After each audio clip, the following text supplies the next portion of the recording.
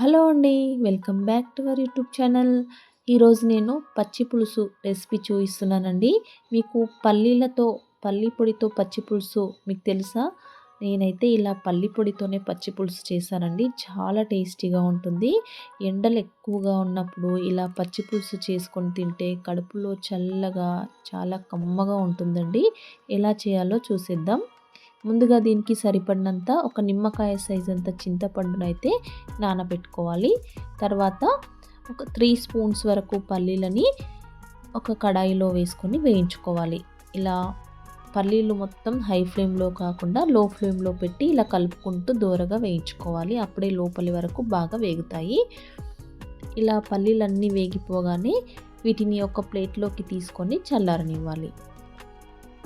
ఇప్పుడు పల్లీలు చల్లారిపోగానే నేను పొట్టుతో సహా వేసుకుంటున్నాను. మీకు పొట్టు ఇష్టం లేకపోతే పొట్టు తీసేసి వేసుకోండి. నేను పొట్టుతో సహా వేసుకొని దీన్ని ఇలా పొడి చేసుకున్నా. ఇప్పుడు ఈ పల్లి పొడిలో 1 స్పూను ఇలా జీలకర్రను వేసుకోవాలి. 2 స్పూన్ల ఉప్పు, 1 స్పూన్ కారం వేసుకొని వీటిని ఒకసారి ఇలా మళ్ళీ మిక్సీ పట్టుకొని ఇప్పుడు ఈ పొడిలోకి మనం ముందుగా నానబెట్టిన చింతపండుని ఇలా మొత్తం చింతపండు రసాన్ని కొద్దిగా చింతపండు వేసుకొని ఇందులోకి పులుపుని మనం తినే పులుపుకి తగినట్టుగా పులుపు వేసుకోవాలి. నేను ఇలా వేసుకొని మిక్సీ పట్టుకొని ఇంకొంచెం మళ్ళీ చింతపండు రసాన్ని వేసుకొని మళ్ళీ మిక్సీ పట్టుకున్నాను. దీన్ని ఇలా మెత్తగా మిక్సీ పట్టుకోవాలండి. ఇలా మెత్తగా మిక్సీ పట్టుకొని దీన్ని ఇప్పుడు ఒక బౌల్లోకి వేసుకుందాం. ఇలా ఈ పల్లి పొడితో చేసుకోండి పచ్చి పులుసు, చాలా టేస్టీగా ఉంటుందండి.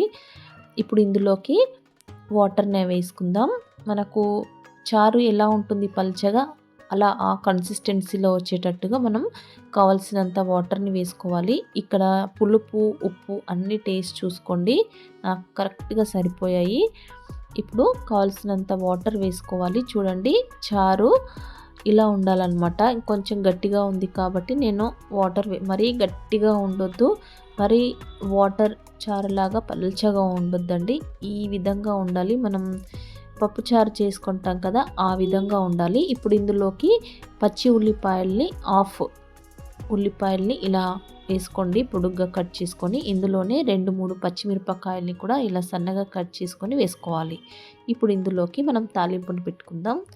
తాలింపు కోసం 3 స్పూన్ల ఆయిల్ని వేసుకొని ఆయిల్ వేడెక్కిపోగానే ఇందులోకి 1 స్పూన్ ఆవాలు, 1/2 స్పూన్ జీలకర్ర, 4-5 ఎండుమిరపకాయల్ని వేసుకోవాలి. ఇవన్నీ కొంచెం వేగిపోగానే కరివేపాకు రెబ్బల్ని కూడా వేసుకొని కొంచెం ఒక 1/2 స్పూన్ పసుపును కూడా వేసుకొని ఒకసారి అంతా పసుపు ఇలా ఆయిల్లో కలిసేటట్టుగా కలుపుకొని ఇప్పుడు ఈ తాలింపుని మనం ముందుగా పెట్టుకున్న పచ్చి పులుసులోకి వేసుకుందాం. ఇలా తాలింపు వేసుకున్నాక జస్ట్ ఒక్క 1 మినిట్ అలా స్టవ్ పైన పెట్టండి, బాగుంటుంది. అలాగే కాకుండా ఒక 1 మినిట్ అలా స్టవ్ పైన ఫ్లేమ్ పైన పెట్టేసి స్టవ్ ఆఫ్ చేసుకుంటే ఈ పచ్చి పులుసు అనేది చాలా టేస్టీగా ఉంటుందండి. ఎండలు మండుతున్నప్పుడు ఇలా పచ్చి పులుసు చేసుకొని తినండి. అన్నంలో ఫుల్లుగా వేసుకొని ఇలా జొర్రించుకొని తినండి, చాలా టేస్టీగా ఉంటుంది. మీకు ఖచ్చితంగా ఇలా పల్లి పొడితో పచ్చి పులుసు అనేది నచ్చుతుందండి. ఒకసారి ఇలా ట్రై చేయండి, చాలా బాగుంటుంది. తప్పకుండా లైక్ చేయండి, షేర్ చేయండి, సబ్స్క్రైబ్ చేసుకోండి.